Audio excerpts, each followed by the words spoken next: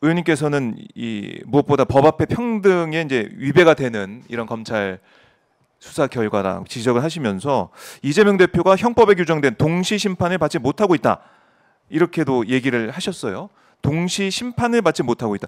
이게 좀 어려운 단어라고 우리 시청자분 느낄 수가 있는데 예. 어떤 의미입니까? 그러니까 예를 들어 죄가 네. 한 5가지가 있다고 했었을 때 5개를 한꺼번에 묶어서 재판을 받다 보면 그 5개를 종합적으로 두루 살핀 다음에 그에 합당한 형량이 종합적인 형량이 나올 거 아닙니까? 근데 A라는 죄에 대해서 B, C, D, E 네. 죄명에 대해서 따로 재판을 받다 보면 따로 합해놓다 보면 이게 형량이 엄청나게 높아질 수가 있는 것이겠죠. 여러 가지 의혹에 대해서. 그러다 예. 보니까 모아서 재판을 해주고 전체를 두루 살피는 형량을 선고를 해주는 겁니다. 네. 그래서 형법 39조에서 동시에 재판을 받을 수 있었는데 그 기회를 놓치는 바람에 형량이 더 높아질 우려가 있는 이런 사례를 예정을 해서 형을 임의적으로 그 감경 면제해 줄 수 있다라고 해놨습니다.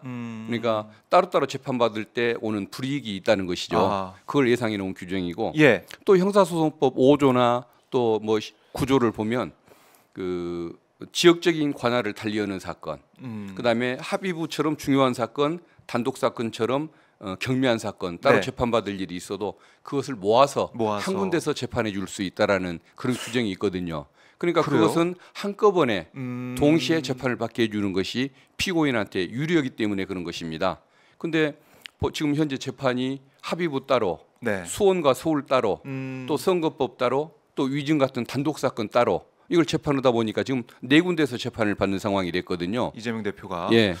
근데 7개 사건을 다 쪼개서 7군데에서 재판을 받게 하겠다는 거 아닙니까? 네. 그러면은 거의 뭐 매일 법정에 불려다녀야 하는 거죠. 그러면은 네. 그러면은 결국은 하루 내내 법정에 묶여 있어야 하고 네. 다음 날 사건을 준비할 시간도 주지를 않고 그다음에 정치 활동을 아예 불가능하게 만든 거죠. 그래서 이제 제가 법정연금이라는 표현을 쓴 것인데 법정연금. 예.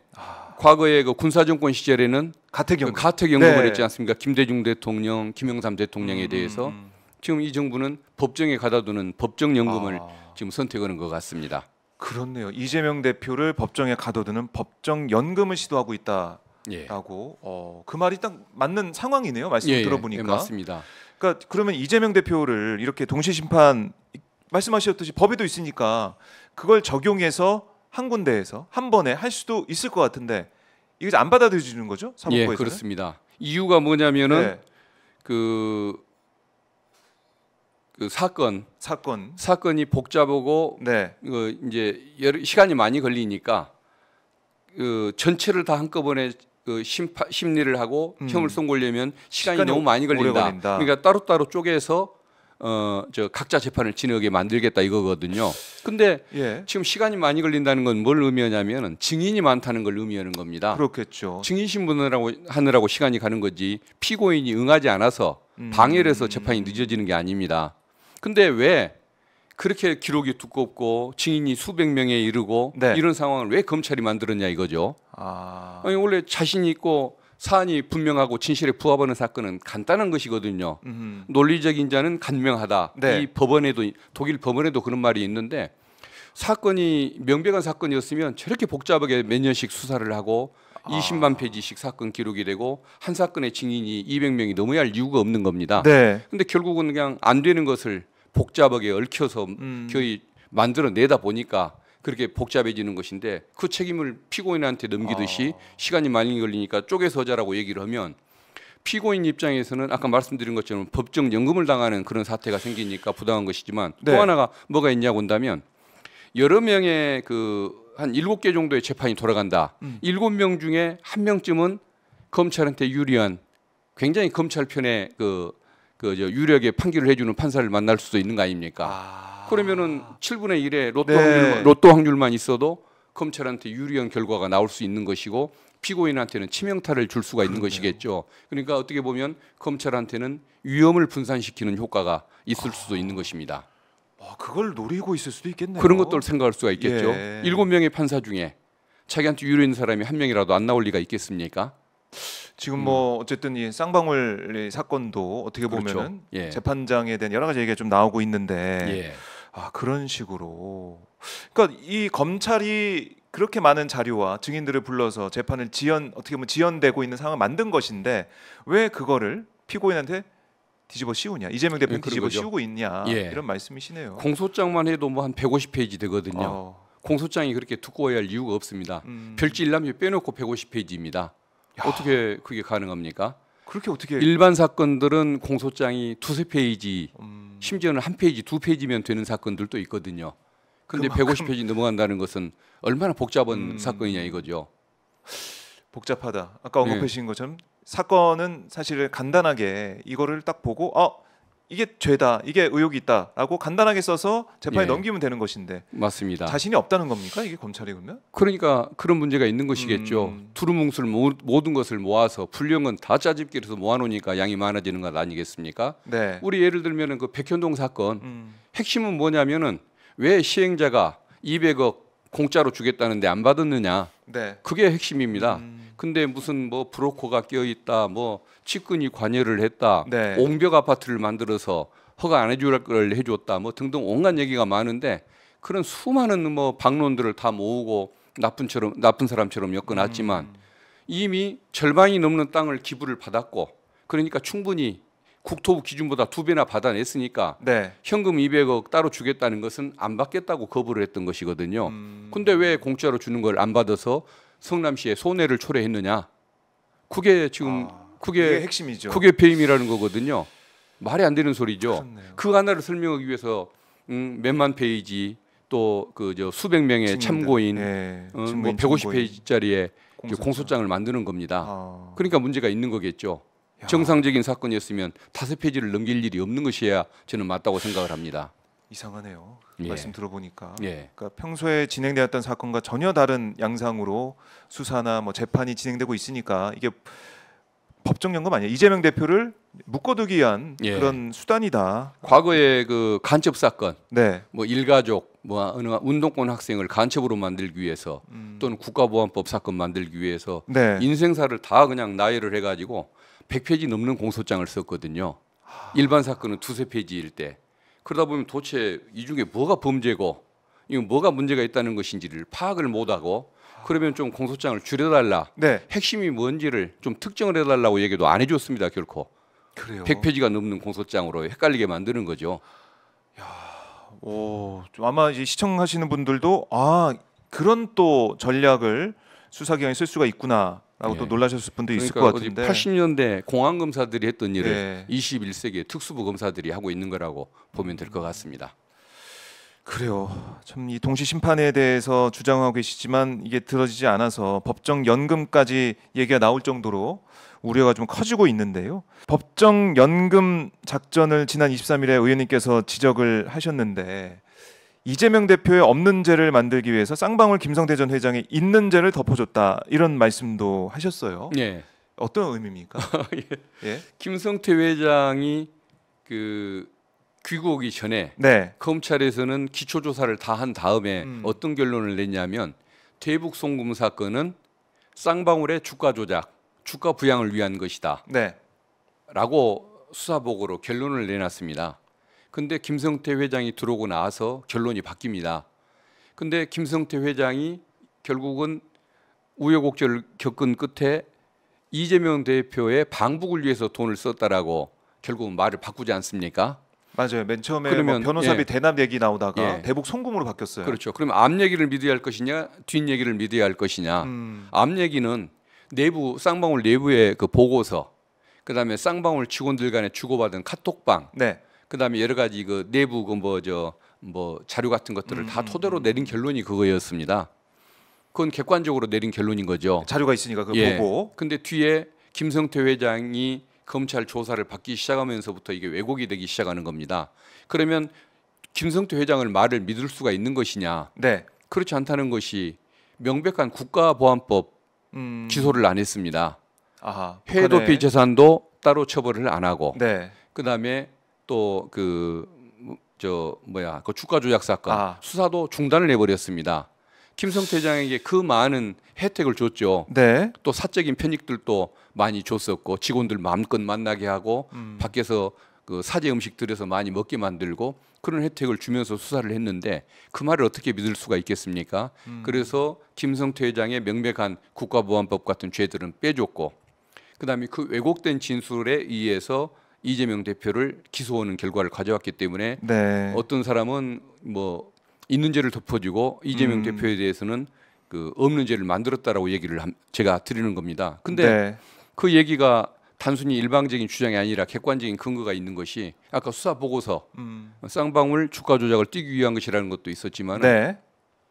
또 그 리오남이라는 사람이 그 돈 받는 현장에 나타난 적도 없다. 그러니까요. 그게 2020년 1월 달인가 필리핀에 네. 그 출입한 기록도 없다는 것. 그것이 다 확인되고 있지 않습니까? 네. 북한의 공문, 남한의 그 통일부의 공문, 아하. 경기도의 공문 이것에 의해서 다 드러납니다. 네. 그것들에 의하면은 아예 뭐 저 리오남은 그 현장에 있지도 않았는데 어떻게 돈을 줬겠습니까? 네. 그러니까 김성태의 얘기가 거짓말이라는 것이고 아하. 또 하나는 김성태를 기소하고 이화영을 기소하고 이번에는 이재명 대표를 기소했는데 네. 공소장에 돈을 그 북한 관계자한테 줬다는 일시, 줬다는 장소, 준 액수, 받았다는 상대방 사람들이 다 말이 바뀝니다. 오락가락 공소장인 거죠. 네. 어떤 뇌물 사건, 금품 수수 사건도 일시, 장소, 그다음에 수령자, 수령액이 바뀌는 이런 사건은 없습니다. 뭐 예를 들어 7월 뭐 1일 날이라고 했다가 네. 그날 보니까 상대방의 그 알리바이가 문제가 돼서 뭐 7월 초순경으로 바꾼다든가 그다음에 뭐 장소가 어느 장소라고 했다가 네. 뭐 번지가 틀리거나 위치가 좀 혼선이 있을 수 있어서 다른 장소로 바꾸는 경우 이런 것들이 있을 수가 있지만은 시기, 장소, 액수, 상대방이 다 바뀌는 공소장은 지금까지 본 적이 없습니다. 결국은 이건 뭐냐면은 네. 김성태가 진실을 얘기를 안 하고 검찰이 오는 대로 진술을 하는 과정에서 구체화시키는 과정에서 없는 사실을 얘기하다 보니까 이렇게 서로 모순되고 또 존재하지 않는 사람에게 돈을 줬다는 결과를 가져온 것이겠죠. 네. 결국은 김성태는 검찰의 압박에 의해서 또 주가 조작 혐의 또 국가보안법 혐의를 빼주는 대가로 이런 혜택을 입었다. 그래서 이건 조작된 사건이다. 네. 이렇게 말씀드릴 수가 있는 것입니다. 지금 뭐 이화영 전 부지사도 이제 항소심 예. 뭐 재판에 들어가 있고 이재명 대표도 뭐 재판을 받게 되는 상황이 될 텐데 저희가 이제 김현철 변호사, 이화영 전 부지사 김현철 변호사도 인터뷰를 하고 했어요. 예. 근데 김현철 변호사가 얘기하고 있는 것은 어쨌든 검찰이 너무나 김성태 전 회장 말 그쪽 박용태 부회장 그쪽 말만 다 받아들이고 이화영 전 부지사가 얘기를 했던 또 자료를 통해서 아니면은 아까 리오남 얘기했지만 그 항소심에 다뤄진다고 하는데 여러 가지 정황과 자료를 보면은 김성태 전 회장의 진술이 사실과 맞지 않을 가능성이 큰데 그거를 다 받아들이는 1심 판결 또 재판부 문제도 계속 지적을 하더라고요.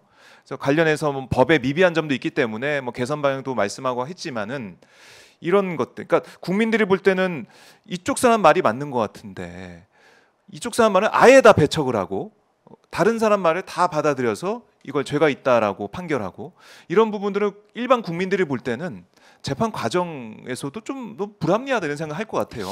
예, 그렇죠. 그날 그 김현철 변호사님 네. 법정 밖에 나와가지고 인터뷰하는 장면이 눈에 선한데 그건 단순히 그냥 억울하다가 아니라 거의 그 눈물을 흘리는 수준으로 네, 그 맞아요. 분함을 참지 못하는 그런 모습을 봤는데 저도 법률가 출신이고 네. 법률가 출신들은 재판에 대해서는 가급적 존중해야 한다는 이런 거의 관행적인 이런 생각들 네.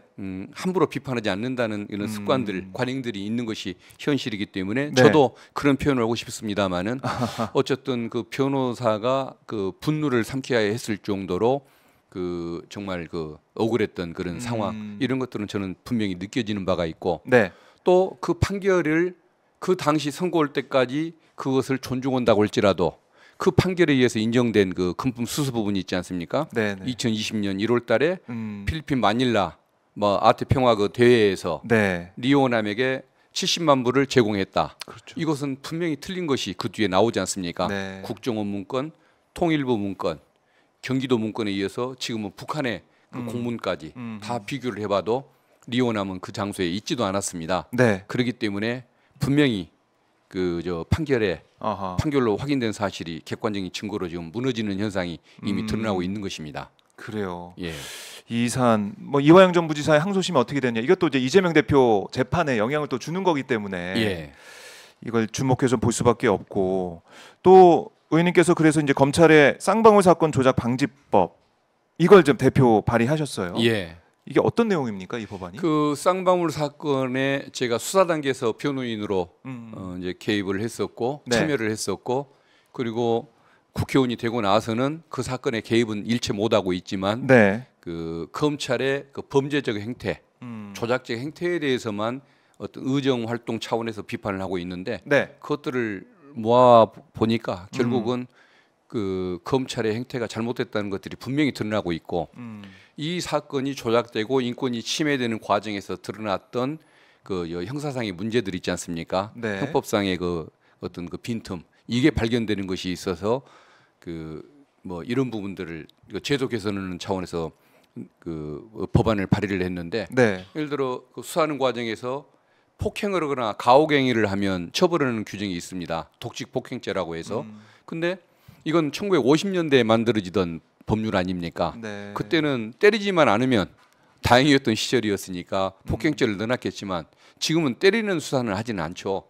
오히려 주변부를 협박을 하고 네. 가족들을 협박을 하고 또 교의 불러서 이 죄명으로 뭐 더 추가를 하겠다, 이 죄명을 봐주겠다라고 하면서 그 좀 부당한 회유를 가하고 네. 그다음에 그 소환 그 구속된 피의자를 매일 불러들이는 거죠. 출정시켜서. 불러들여서 예. 이쁜 피의자한테는 그 저 특혜를 주고 아. 전화도 하게 해주고 직원들과 만나게 해주고 뭐 맛있는 음식도 연어술 먹게 파티 해주고 얘기가 예. 좀 생각이 나네요. 미운 피의자는 또 맨날 불러가지고 예. 변호인 접견도 못하게 만들고 아. 가족들도 접견을 못하게 만들고 네. 검사가 그냥 구치감에 가다두고 자기만 면담을 하면서 회유하고 협박하는 기회로 삼지 않습니까? 그래서 불필요한 이런 그 저 소환권 남용 행위 아. 이런 것들을 처벌하면은 아무래도 협박 수사 그렇죠. 이게 불가능하겠다는 생각이 들어서 그걸 넣은 것이고 네. 또 피의 사실을 마음껏 공표하지 않습니까? 그래서 이것을 좀 더 구체하는 차원에서 피의 사실뿐만 아니라 네. 조사 과정에서 알게 된 지득한 그 비밀 이것을 유포하고 누설하고 공표 행위를 다 처벌하자라고 해서 그 법안을 만들었는데 네. 결국은 국민들이 입법 배경을 이해하기 쉽도록 저 쌍방울 사건 조작 금지법이라고 방지법이라고 스스로 한번 붙여봤습니다. 맞아요. 그 쌍방울 사건 이 수사 과정에서 여러 가지 의혹이 이제 불거져 있고 아직 말끔하게 해소가 안 된 거 아니겠습니까? 예예. 이렇게는 안 된다. 예, 이렇게는 맞습니다. 안 된다 그러니까 생각에. 야당 대표도 이렇게 당하는 상황이면은 예. 얼마나 많은 대한민국 국민이 그 위험에 노출돼 있겠습니까? 그래서 다시는 이와 같은 인권 침해 사례가 생기지 않게 하자는 차원에서 네. 그 법을 발의를 한 것입니다. 지금 이제 이번에 이제 발의가 됐고 법사위에서 논의가 되겠죠? 법사위에서 예. 논의가 되고 예, 그렇습니다. 본회의까지 어떻게 갈지 한번 저희가 지켜보도록 하겠습니다. 자, 박균택 민주당 의원과 함께하고 있는데 여러분들 오마이TV 구독 안 하신 분들 구독, 좋아요, 알림 설정 하시고 박균택 의원 응원하신 분들 응원 댓글도 남겨주시면 제가 소개를 해드리도록 하겠습니다.